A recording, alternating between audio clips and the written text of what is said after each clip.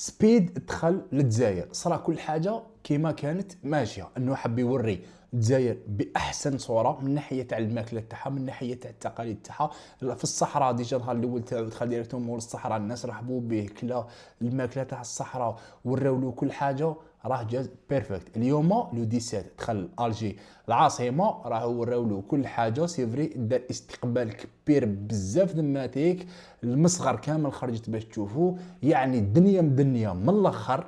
بصح في لافا انه كي يكمل الاخر يدخل النيسون موندين لهنايا للسطاد الكبير لهنايا، يشوف الاجواء منا، بداو يتيريو عليه في القرعه.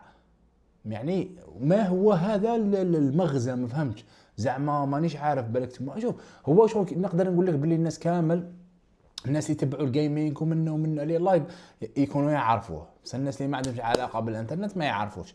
بصح انت يعني باش تبقى باش يجيك واحد كيما حنا نقولوا يحب المشكله ما راهيش انك رميت عليه ولا بصحتك، المشكله 250 الف بنادم راهو يتفرج في اللايف، لي فيديو تاعو يوصلوا 10 ملايين مشاهده و20 مليون مشاهده وحتى 50 مليون مشاهده، عنده 50 مليون ابوني، يسمى العالم كومبلي يتفرجوا، يقول هذو الجزائريين هكايا دايرين في السطات تاعهم.